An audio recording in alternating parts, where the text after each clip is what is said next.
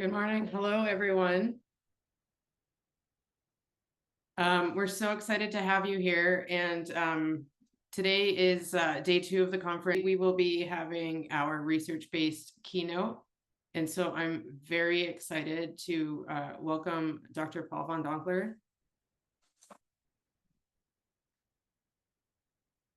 So Dr. van Donkelaar is the co-founder and scientific advisor for supporting survivors of abuse and brain injury, otherwise known as SOAR.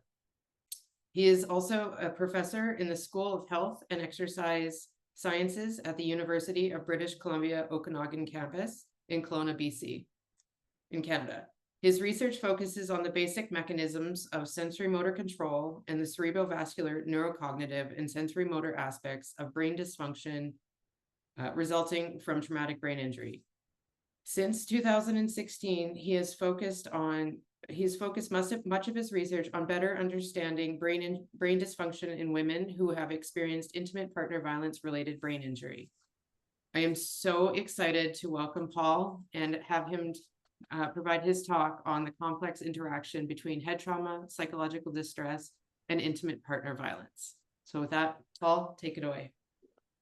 Thank you so much, Carrie. I'll just share my screen here and we can get going.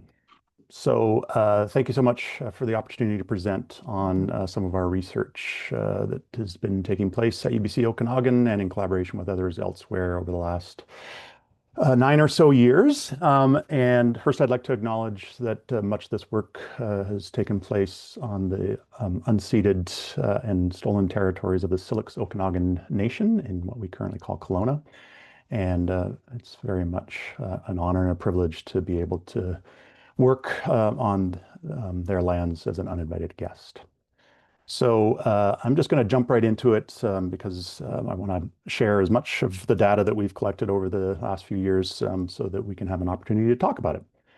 So it really boils down to kind of 2 main participant groups that we're looking at in terms of timeline. So a first group is acute and subacute. So within a few days to a month or so after their most recent IPV episode. So here we're recruiting participants from emergency departments and gender-based violence clinics.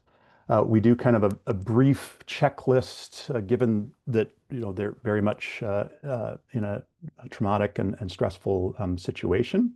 So we try to keep the data collection and assessments to a minimum. So we use a brief checklist to look at some of the psychopathological comorbid factors that can influence or modulate the response to potential brain injury from intimate partner violence. So things like PTSD, anxiety, depression, and so on. Then we have also a fairly brief questionnaire that gets into what happened during their most recent intimate partner violence episode that included an injury, any brain injury signs and symptoms, and any previous history. And most of the work that we're doing in this space is related to blood biomarkers. And so we do a blood draw to examine biomarker levels that are related to brain injury and neuroinflammation and the potential for developing things like Alzheimer's and related dementias. And I'll talk about that towards the end of the talk today. The main body of work that we and others have been involved in is around the chronic remote situation. So here we're looking at participants who are months to years after their most recent IPV episode. So here we're recruiting participants through women-serving community organizations like women's shelters and transition houses. And because the timing and the context is maybe a little bit more stable than it is in the early days after an IPV episode, we're able to do a much more in-depth set of assessments. And so we use kind of standardized questionnaires for the psychopathological comorbid factors. We assess the previous history of brain injury due to intimate partner violence using the BISA tool, the Brain Injury Severity Assessment tool developed by Eve Valera at Harvard. And then we measure them in as many different ways as we can think around different aspects of brain function, as well as completing a blood draw to look at kind of the chronic effects on blood biomarker levels. So what have we found? Our first paper on this was published actually about 6 years ago now. It was led by Dr. John Smurl, who was my postdoc at the time. And basically, we were interested in characterizing the signs and symptoms of potential brain injury in women who'd experienced chronic remote brain injuries from IPV. The initial cohort was relatively small, 18 participants, and they had all recruited through the women's shelter here in Kelowna, and they had all experienced intimate partner violence. And we assessed brain injury symptoms using the visa, and then compared it actually to what had been doing previously in youth sport-related concussion at the acute stage. So for that purpose, we used the sport concussion assessment tool, version 5 at the time, to basically be able to do a direct comparison between survivors of intimate partner violence and young athletes who'd had an acute sport-related concussion. And so first of all, this is from a larger data set, but just to give you a sense of how the participants were kind of distributed in terms of their BESA scores. And so you can see that the small handful received a score of 0, which indicates that they had experienced intimate partner violence, but perhaps it wasn't physical in nature, it was emotional or psychological, for example, or if they experienced physical intimate partner violence, it was to some different part of their body and not their head, face, and neck. And then you get kind of a normal distribution where most of the participants were in the middle range of the scores, and then fewer out towards the extremes at the low end and the high end. What I've done in this graph is also show the impact of whether the participant experienced strangulation or not. And so the black portions of each bar represent the number of participants in that group who didn't experience strangulation as part of their intimate partner violence, and the white portions represent those who did. And the way this plays out is that you can, I think, see the relationship between whether strangulation was experienced and the magnitude of their BESA score. So the white portions of the graph tend to be skewed towards the right part of the graph where the BESA scores are higher, and the black portions tend to be skewed towards the lower end of the graph where the BESA scores are lower.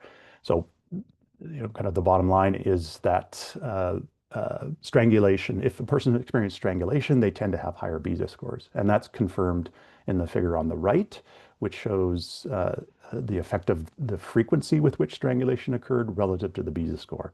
So 0 versus 1 to 3 versus 4 or more strangulation episodes. You can see that there's a progressively larger BESA scores associated with experiencing strangulation more often. So strangulation is definitely a key component of intimate partner violence, and the more a person experiences it, the more likely they are to endorse signs and symptoms of potential brain injuries from those experiences. Like I mentioned, we were able to compare what we saw in survivors of intimate partner violence with young athletes who had experienced an acute sport-related concussion in terms of their responses to the severity and frequency of the symptoms that they endorsed of brain injury using the SCAT-5. And so on the left-hand side of this graph, in the upper left of the slide here, we see preseason versus post-concussion number of symptoms endorsed by young athletes. And so you get a significant increase in the number of symptoms that they're experiencing or endorsing after their concussion, which is a kind of key criteria for diagnosing someone with a concussion. And on the right-hand side of this graph, in the blue bar, we see the number of symptoms endorsed by survivors of intimate partner violence.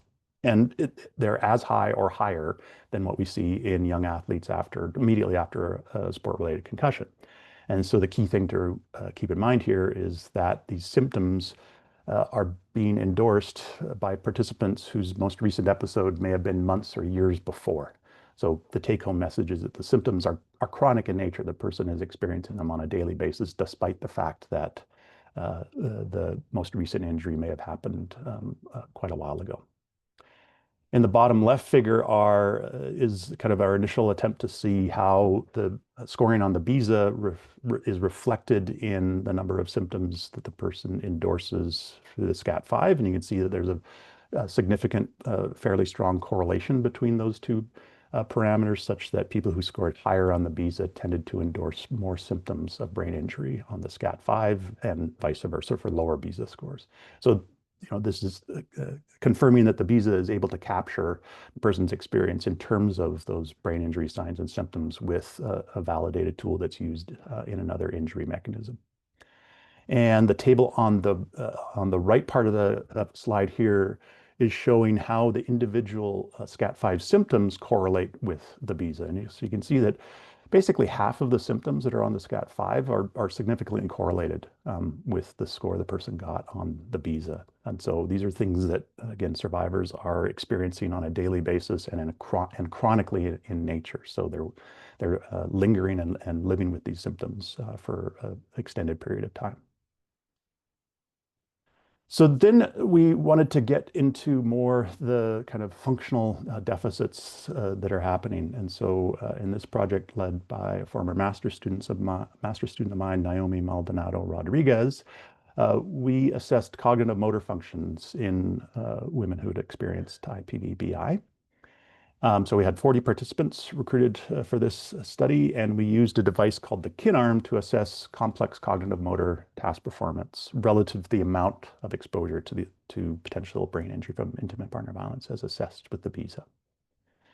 And so this is an image showing one of the grad students sitting in as a participant, making use of the device. So it's a bimanual robot arm device that you can present visual targets on a display screen that the participant looks at, and then they use the robot arms to interact with those targets in some way. And so the task that we used was a standardized task that KinArm provides called the object hit and avoid task, where visual targets are descending from the top of the display screen, first slowly, but over time, much more quickly. And the participants are asked to hit target objects and avoid hitting the non-target objects. And so the task runs for a few minutes. And like I said, eventually the targets start slowly, but eventually it start going much faster. And we measure basically how well they are able to hit the targets and avoid the non-targets, how quickly they move, what their accuracy is, et cetera. And so I've got a segment of video here showing a participant's performance.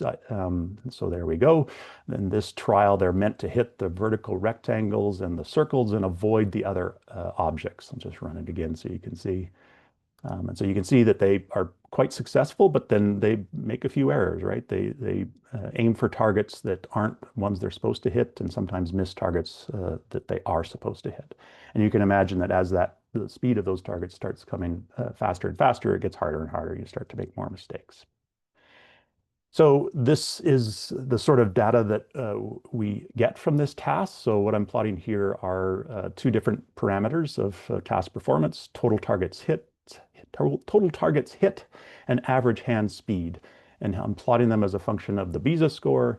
And in both cases, you can see that as the amount of exposure to brain injury from intimate partner violence increases, as indicated by higher BISA scores, the worse the performance gets. So total target hits goes down with higher BISA scores, and average hand speed goes down with higher BISA scores. And importantly, I'm not showing it here, but these associations were absolutely modulated by a kind of background psychopathological comorbid factors. So in this case, across different parameters that we measured, PTSD, depression, and anxiety all modulated in one form or another these relationships. And that's, I think, a key thing to remember in all of this data and in supporting survivors is, yes, brain injury is playing a significant role in those that experience physical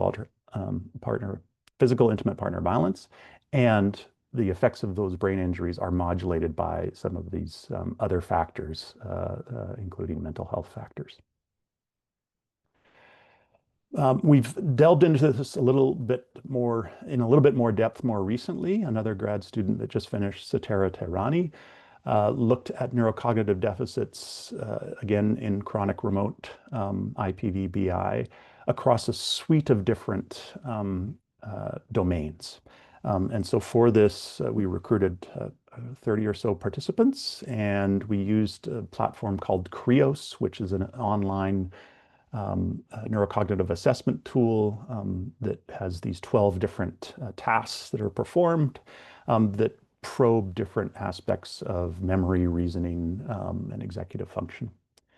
And the advantage of using this online platform is that the company Krios, based out of Western University in London, Ontario, has collected data from the general public in the tens of thousands of participants.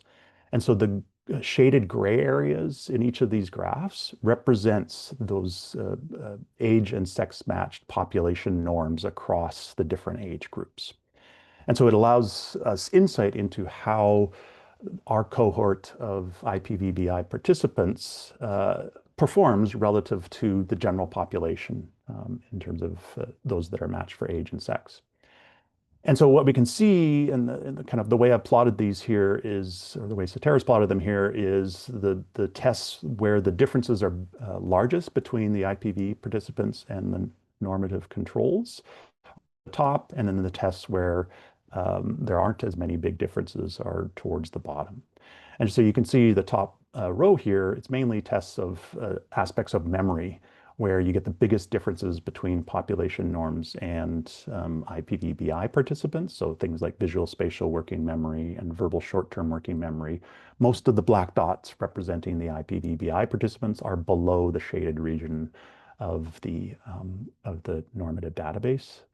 Another interesting feature was that for some of the domains, in particular attention, sorry, my mouse is giving me a bit of trouble, attention and response inhibition, even though on average there wasn't much of a difference between what we saw in the normative database versus the IPV-BI participants, there was this effect of kind of an accelerated effect of aging. And what I mean by that is if we look at attention and you draw a line of best fit through these data points, it's at a steeper angle. It's at a steeper angle than what you see in terms of the aging effect for the normative database. So it's as if exposure to physical intimate partner violence and potential brain injury is accelerating the aging process, at least in these domains of attention and response inhibition. So just a little bit more depth of understanding in terms of some of these different domains of neurocognitive function from the work of Satara. Another thing we did was to look at balance control. So we know in certainly in sport-related concussion and other brain injury mechanisms, quite often balance is affected. And so we assessed potential alterations in postural and balance control in women who'd experienced chronic remote brain injuries from intimate partner violence. This is work that was led by PhD student Brady Lawrence and my postdoc, Dr. Sam Adhikari. And so we had 40 women in this study who had experienced intimate partner violence, and we assessed postural control by having them stand on a force plate to measure ground reaction forces while they stood quietly for 60 seconds, either with their eyes open or their eyes closed. And so here is kind of typical data in terms of the trajectory that the center of pressure took as the person attempted to maintain steady balance. And so the way these figures are oriented, on the top row is a participant who had a BESA score of 0, and on the bottom row is a participant who had a BESA score of 6. And the left column is eyes open and the right column is eyes closed. You don't necessarily need to do any stats. On this, it's pretty obvious, at least in these examples, that the person at the bottom who had more exposure to potential brain injury from intimate partner violence had way more sway. So that oval representing kind of the average amount of sway in both the medial lateral and anterior posterior directions is much larger in the person that had more exposure to brain injury from intimate partner violence compared to the person who had no exposure to brain injury due to intimate partner violence. And so we did quantify these and do some stats just to confirm that these differences existed. And so here are 3 different measures of postural stability. So center of pressure area, medial lateral amplitude, and medial lateral variability. And here we've plotted them as a function of groupings of BESA scores. So from 0 to 2, 3 to 5, and 6 to 8. And in each case, there are differences, certainly from the low scores to the high scores, and then for medial lateral amplitude from the middle score to the high score as well. And in this case as well, when we looked using multiple regression analysis to assess the modulating effects of other comorbid factors, we found that PTSD was something that had an impact on these measures. So again, it's not just the brain injury, but it's also aspects of mental health that are contributing to some of these changes in postural control. Next, we looked at aspects of cerebrovascular physiology. So this is work that was led by John Smurl again when he was a postdoc, as well as another postdoc, Dr. Colin Wallace, in the lab. So again, we know from the work from our lab and others who've looked at this in young athletes who've experienced sport-related concussion that some of the function of the cerebral vasculature in terms of cerebral blood flow going to the brain is affected after a brain injury. And so we were interested to see whether this was also happening in survivors of intimate partner violence. So we looked in particular at a task or an aspect of cerebrovascular physiology called neurovascular coupling, which is basically just the increase in blood flow that occurs to the brain when a subject is performing some task that engages a specific area of the brain that's fed by a particular cerebral artery. So we had, again, about 30 or 40 participants in this study, and we looked at the neurovascular coupling response using a technique called transcranial Doppler ultrasound while participants performed Where's Waldo. So this task involved them being presented with a Where's Waldo display and doing the Where's Waldo task. So, you know, if you think about this in terms of psychological function, you need spatial attention, you need to have executive function going because you're, you know, applying the rules of what Waldo looks like to this difficult visual scene. And you're moving your eyes around and attempting to find Waldo in this very complex scene. And so it's a hard visual task to perform. And when you look at the neurovascular coupling response, you get a quite robust increase in blood flow in the posterior cerebral artery, which feeds the visual areas of the brain. And so this graph on the bottom is showing the response to colored dots reading versus Where's Waldo. And so you can see that the Where's Waldo neurovascular coupling response is much larger than what you see in these other tasks that the participants are performing. And so we asked what might be going on with the neurovascular coupling response in survivors of brain injury from intimate partner violence, and is it related to the amount of exposure? And so there's a lot going on here in this slide, so I'll try and walk you through it. But so the upper left graph is showing the posterior cerebral artery velocity, so cerebral blood flow going to the posterior part of the brain. In the dark shaded regions are participants who had low BISA scores, and in the light shaded region, it's for participants who had high BISA scores. And you can see that there's a pretty significant difference between the blood flow going through that artery to the back of the brain to help perform this task. In contrast to the cerebral artery, which doesn't feed the visual areas of the brain, feeds more the sensory motor and some of the frontal areas of the brain, there isn't really a difference between the two participant groups in terms of amount of exposure to brain injury. And then mean arterial pressure is the graph on the bottom. That's just to control for the fact or show that blood pressure wasn't changing as a result of performing this task. And it wasn't different between the two groups because blood pressure can have a direct impact on the cerebral blood flow, and it's important to control for that. The graphs on the right are showing the different parameters of the neurovascular coupling response that we can measure and the difference between participants who had low versus high BISA score. And so you can see for a handful, about half of those parameters, you get a significant difference between the two participant groups. And so again, cerebrovascular physiology in the form of neurovascular coupling appears to be affected by the amount of exposure to potential brain injury from intimate partner violence. And in this study, we found that these differences were modulated by anxiety and depression. So again, mental health issues have an impact on cerebral blood flow going to the brain. An interesting kind of thing that we were able to do as part of this particular study is, I mentioned at the outset that we did blood draws. And for the participants who did both the cerebrovascular study as well as had a blood draw taken, we were able to gain some insight into the relationship between these two assessments. And so what I'm plotting here are three different aspects of the neurovascular coupling response. So the baseline blood flow, the peak blood flow, and the area under the curve associated with doing the Where's-Waldo task, plotted as a function of the concentration of the pro-inflammatory blood biomarker TNF-alpha. So this is a biomarker that in these participants reflects the fact that they are experiencing chronic neuroinflammation as part of their experience.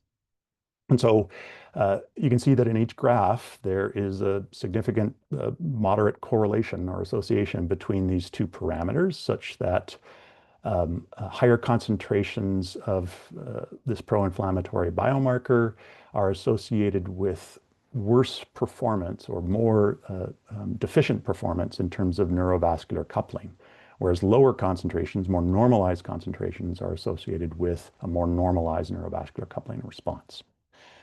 So that's the primary association. And then hopefully you'll notice that there are colored dots there. They represent kind of different levels of the BISA scores. So the cooler colors in the blues represent low BISA scores, and the hotter colors in the reds and oranges and yellows represent higher BISA scores. And so you can see that the cooler colors are kind of skewed towards the right of each graph, and the hotter colors are skewed towards the left. So it implies that the more exposure you have to potential brain injury from intimate partner violence, the more kind of chronic neuroinflammation you're going to have, and this is also going to be associated with deficient or less than normal neurovascular coupling responses. So chronic inflammation and reduced cerebrovascular function seems to be linked to the amount of exposure to IPV-BI. And the interesting thing, when you step back and think of the larger literature on vascular responses and neuroinflammation, is that both of these things are associated or have been shown to be associated with longer-term neurodegenerative disorders like Alzheimer's disease and related dementias. And finally, this is hot off the press, or not even in the press yet. So we're working on a paper with my postdoc Sam, where we're looking at complex PTSD. And so this is a somewhat controversial area of work, at least from a clinical perspective, in that complex PTSD has historically been called borderline personality disorder.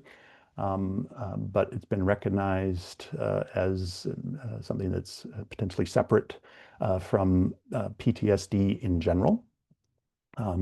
And there's, good evidence that it's experienced at higher rates than normal in survivors of intimate partner violence. And in fact, I think Olivia Hannon will be presenting later today on some of the results that they've been able to generate at the University of Tasmania on complex PTSD and other mental health issues in survivors of intimate partner violence.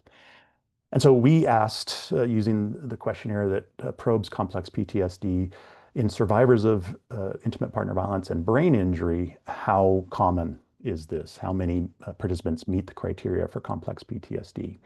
And so the pie chart here is showing that the large majority of survivors of intimate partner violence brain injury meet the criteria for complex PTSD, so 65%. When you compare that to the general population, which is about 6.2%, it's significantly larger, obviously. And then I believe Olivia's work shows that what they get in IPV in general is around 30% of participants. So the brain injury adds to the likelihood that someone will meet the criteria of complex PTSD is what I'm interpreting this result to mean. So that's the quick overview of the chronic remote findings that we've generated over the last 9 years or so. So just to summarize, we see chronic brain injury symptoms similar in magnitude or even greater in magnitude to that is observed in acute sport-related concussion. We see deficits in terms of cognitive, motor, and balance functions. We see significant, subtle but significant disruptions to neurovascular coupling responses. And in general, these effects are all modulated by psychopathological comorbid factors. And like I said, that's a really important thing to keep in mind in terms of providing support and any interventions that folks might do with survivors. In terms of that neurovascular coupling response, we found preliminary evidence of an association between various parameters of that response and neuroinflammation.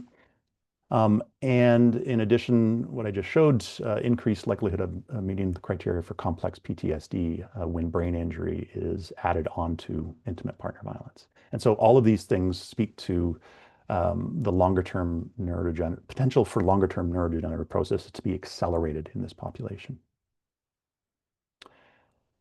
So next, I wanted to focus the last bit of my talk on the work that we've been doing on acute and subacute participants. So we started off this work in collaboration with Hannah Varto and her team at Embrace Clinic. And so this was a paper that was published a couple of years ago now, again, led by my postdoc, Sam, where we were able to access their intake forms. And basically kind of go through the narrative and the data that was collected by Hannah and her team to get a sense of how many of the clients that come through their doors are experiencing signs and symptoms of brain injury, either from non-fatal strangulation or head impacts. And just context, Embrace Clinic is certainly one of the few clinics in Canada that is specifically focused on gender-based violence. So they do forensic exams for survivors of sexualized violence as well as intimate partner violence, and have been great partners in terms of doing research around intimate partner violence and brain injury. And you, I think, heard from Cheryl Wellington yesterday about some of the work that's ongoing with Hannah and her team. So this was the first study where we looked at these intake forms.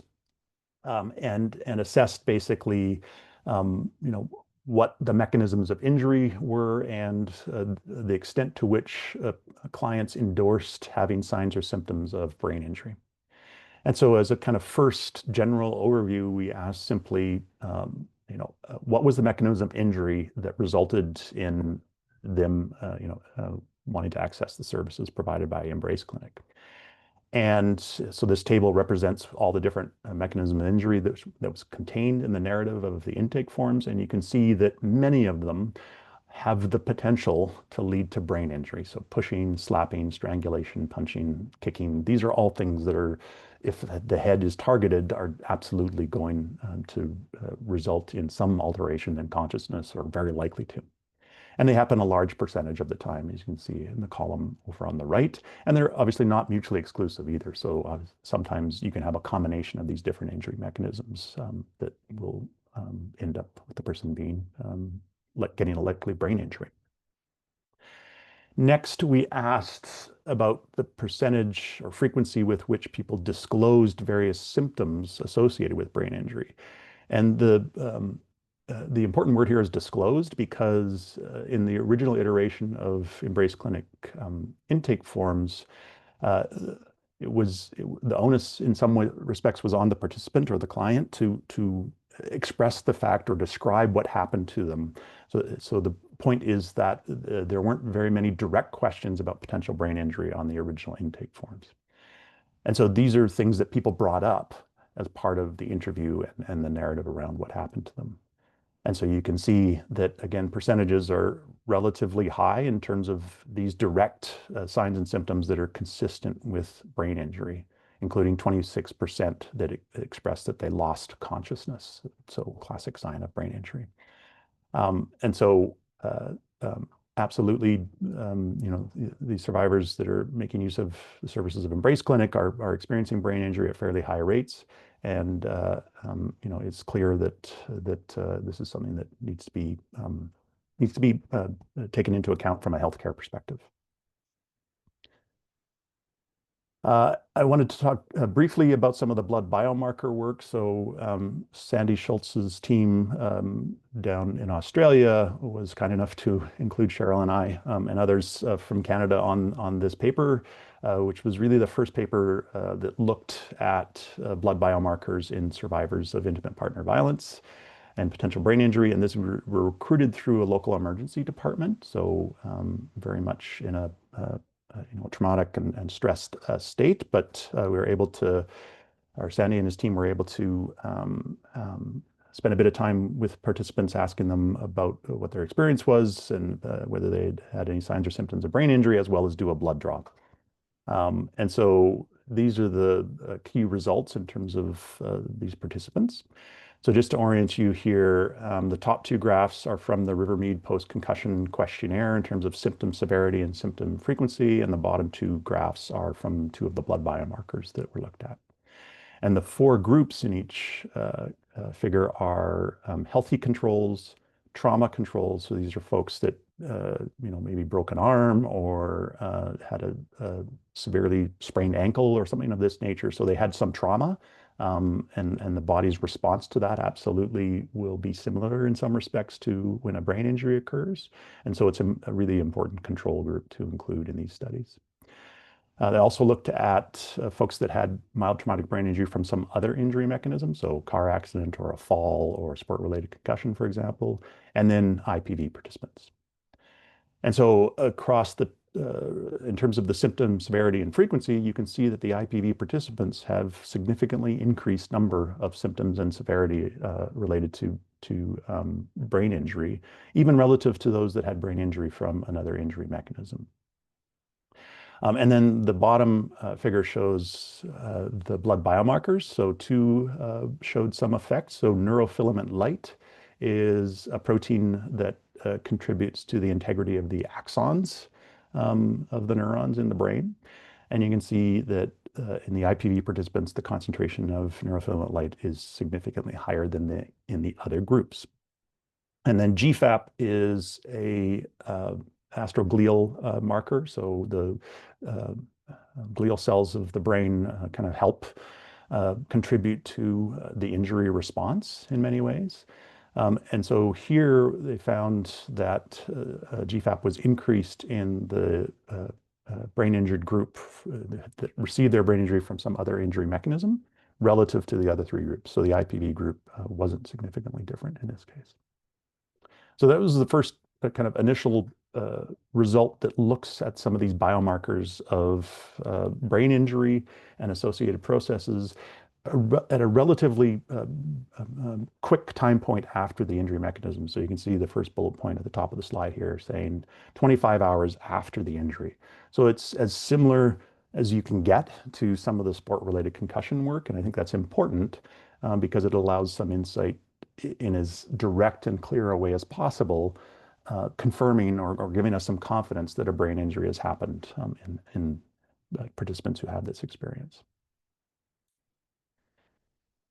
Finally, I want to talk a little bit about some of this preliminary work that Cheryl alluded to, I think, in her talk yesterday. So this is work that's being driven by Cheryl and her grad student, Mohammed Qadsi. And here, this is from Embrace Clinic again, and we're now looking more at kind of the acute, subacute time points, so up to a month after the injury.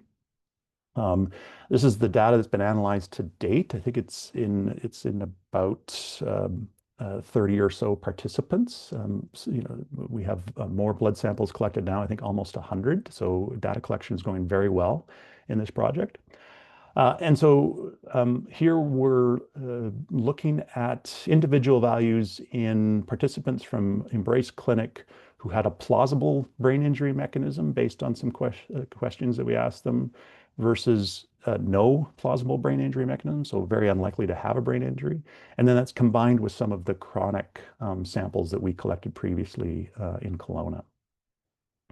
And so each graph represents three different biomarkers, so neurofilament light, GFAP, and then A-beta, the A-beta 4240, a ratio score, which is an indication of kind of a precursor to the development of Alzheimer's disease.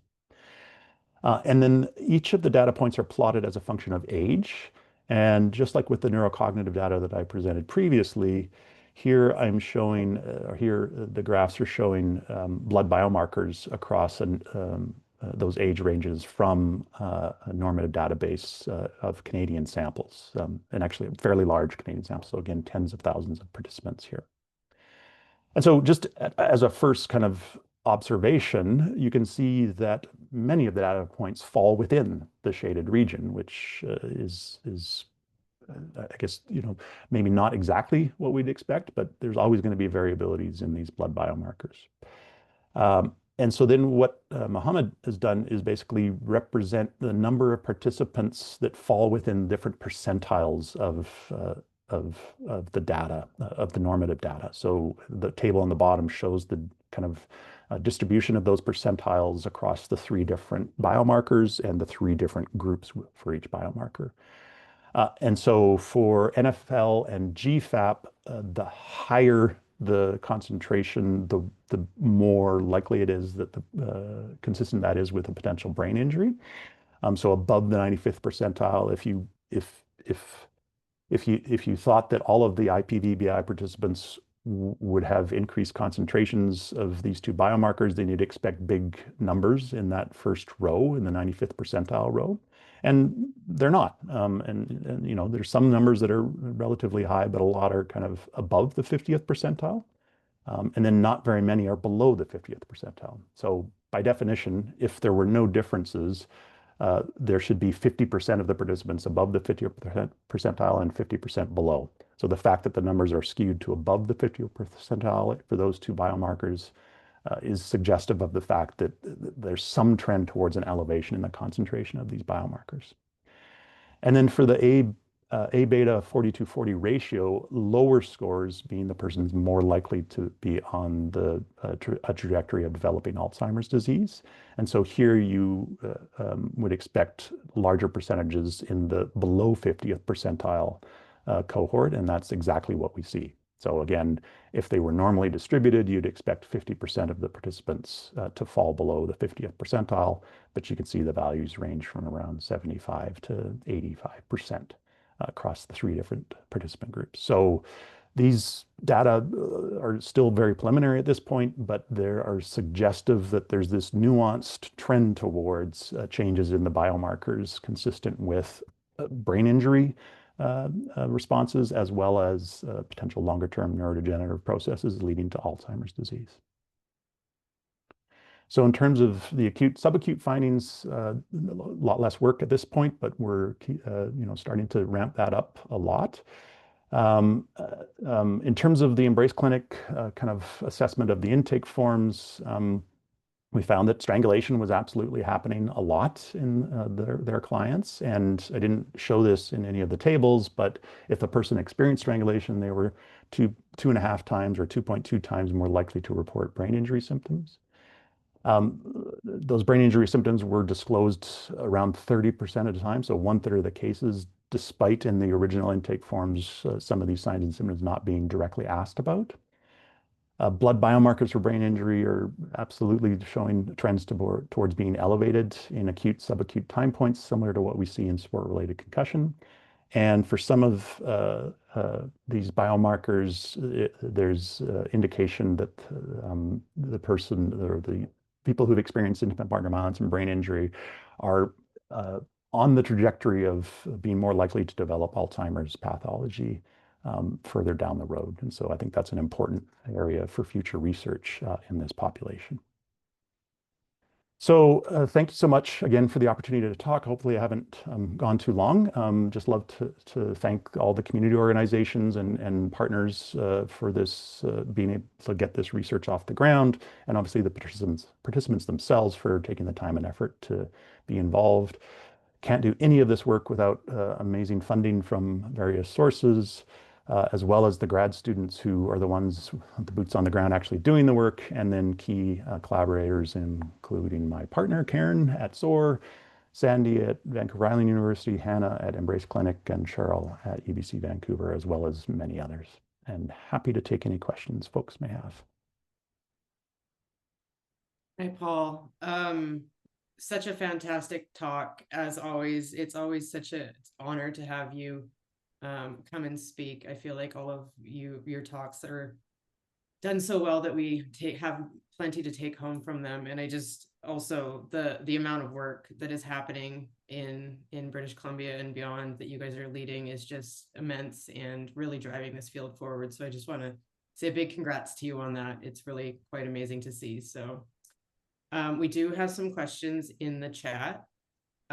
First up, what behavioral health scales or diagnostics are used to diagnose PTSD versus PTSD? Sorry, my internet was not working just as the end of that question. What do you use to what do you use to measure complex versus regular PTSD? Yeah, so it's a questionnaire called the International Trauma Questionnaire, and it asks questions that allow basically the confirmation of whether the person is experiencing PTSD or complex PTSD or neither. So it can't. My understanding of complex PTSD is you can't have both.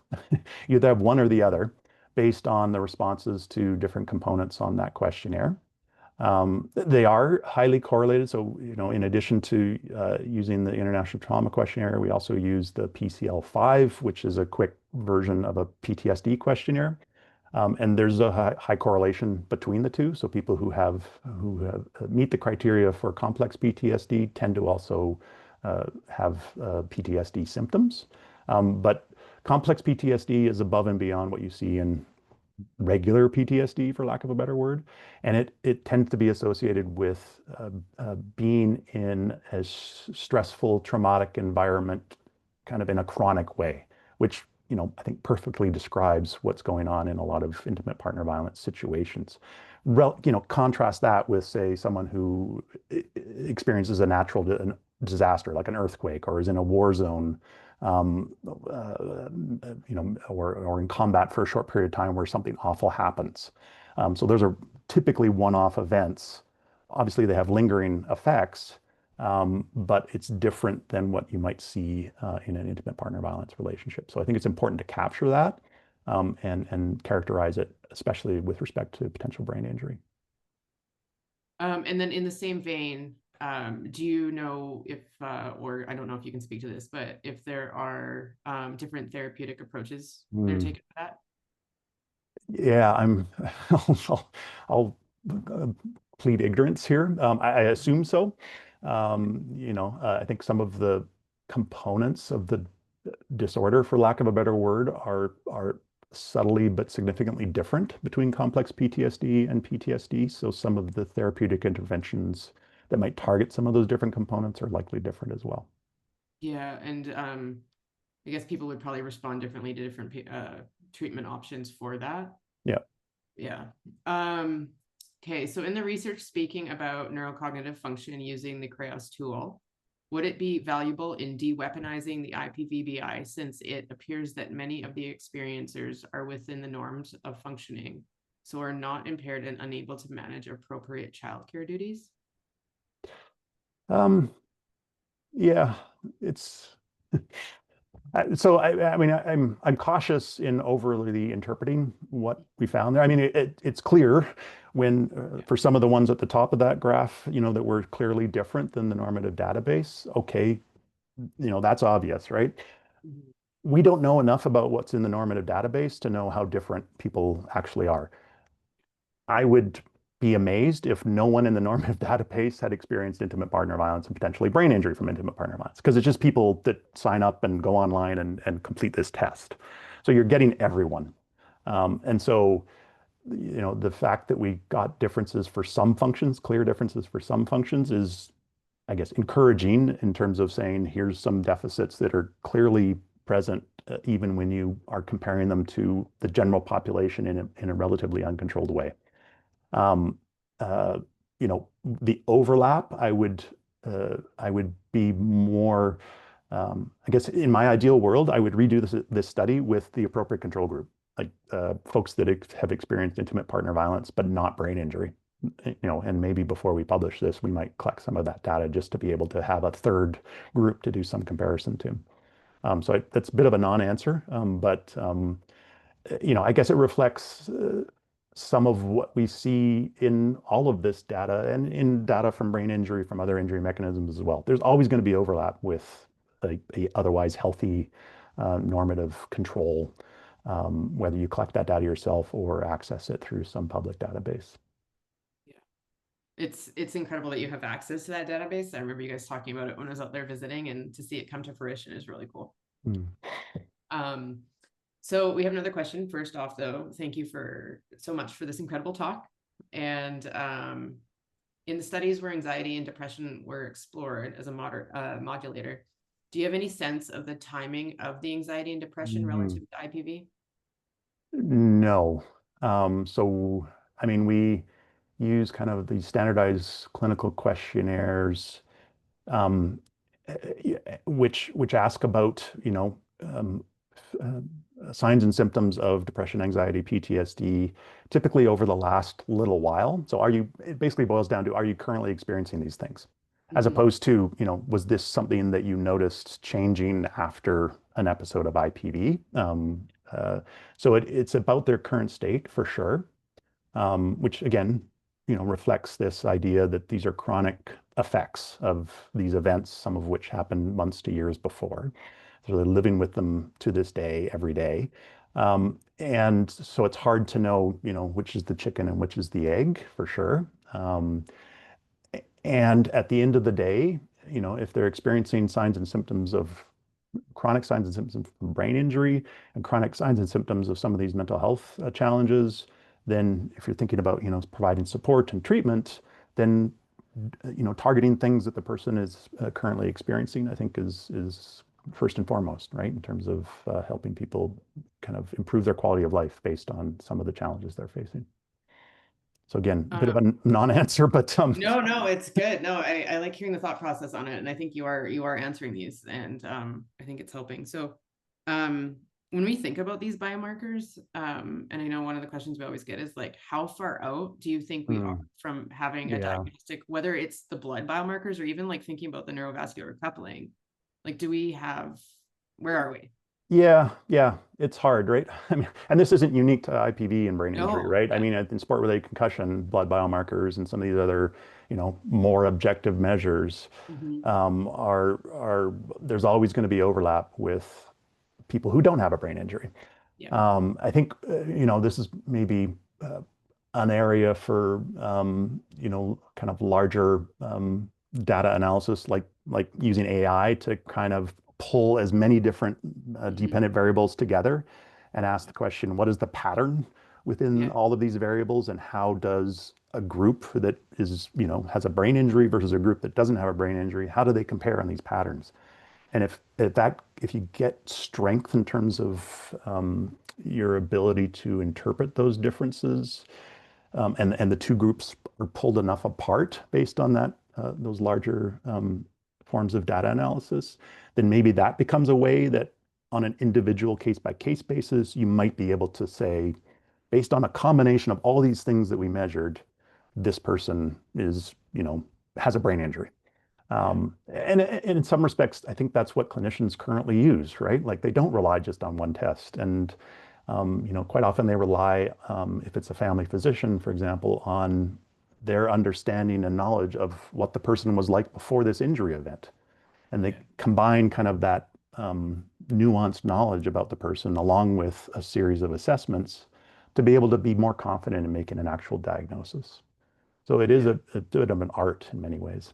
Yeah, and I think we are getting there. Mm-hmm. But in the same vein, given the like repetitive nature and all the exposures that people are experiencing, do you think that we'll ever truly be able to sort of disentangle those different mechanisms of injury?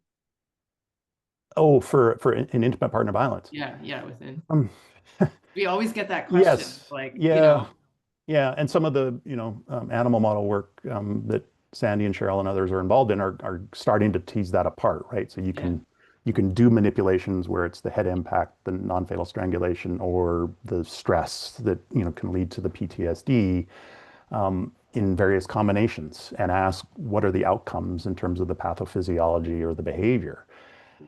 So that's great in terms of trying to understand the mechanistic, like what's going on in the brain and in the body in response to these different injuries or insults. And at the end of the day, if you're providing support for someone, you're providing support for their whole being, right? And so taking an integrated approach in terms of that support, it's easier said than done, in my ivory tower as an academic. So this is what clinicians should do, right? Yeah. But if all the time and money in the world, providing care that is completely integrated, right, and takes into account the mental health challenges, the things that happen earlier in their life that may have an impact, a chronic impact, and then layering on top of that potential brain injury.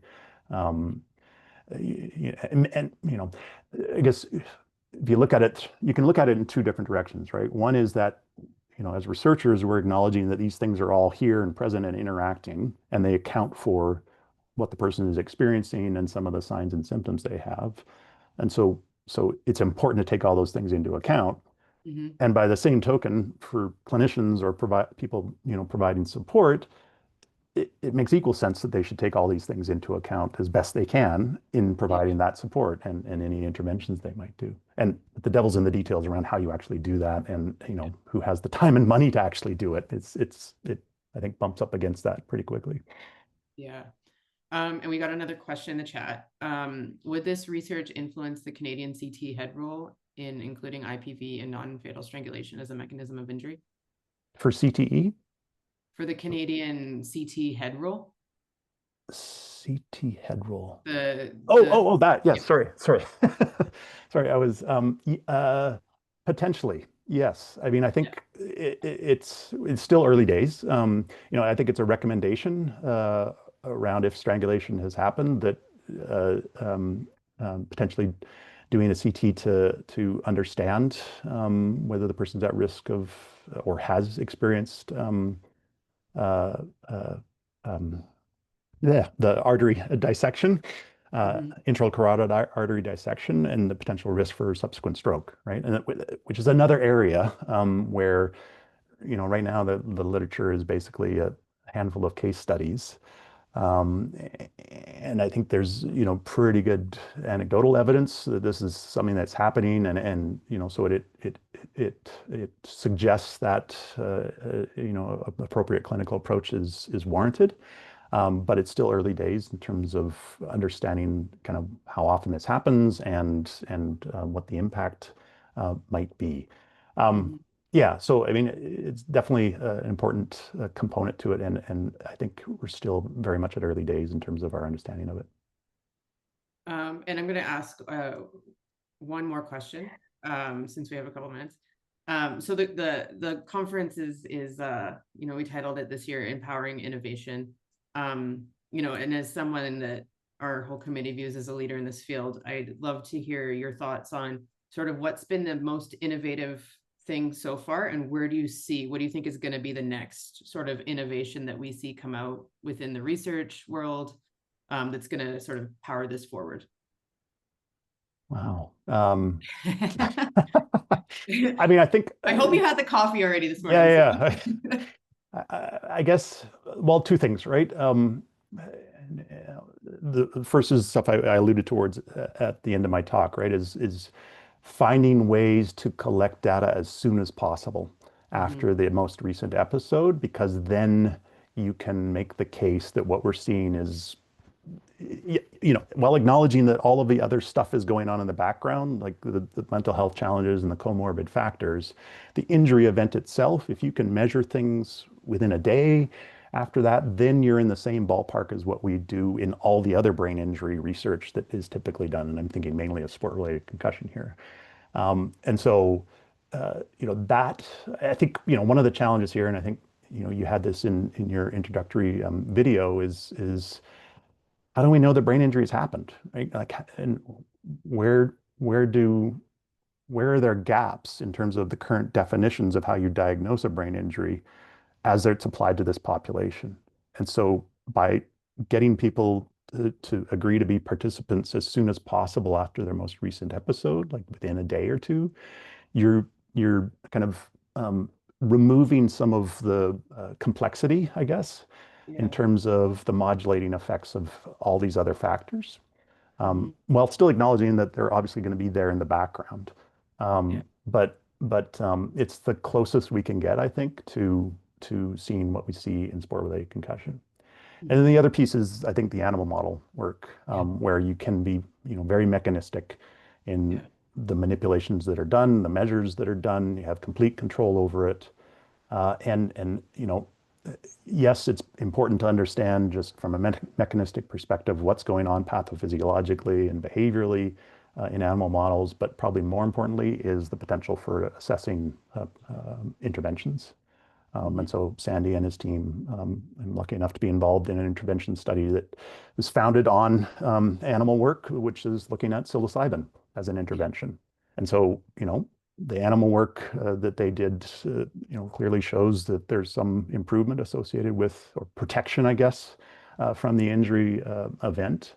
And so we're in the early stages of getting that up and running with human participants who have experienced IPV. And so that sort of connection between what you can test in an animal model, relatively quickly, and in very controlled circumstances, and then applying that as soon as possible to human participants when it makes sense, I think is has the potential to be huge advances in this field. Yeah, and hopefully in the next year or two, we can invite y'all back to give Yeah, an update and a talk on that, because it's incredibly innovative, and I think it's going to have a really profound impact on what we're doing here. awesome. So with that, Paul, thank you again, as always. Fantastic talk, super informative, and we are so grateful to have had you as our research keynote. So thank you. Awesome. You're welcome. My pleasure.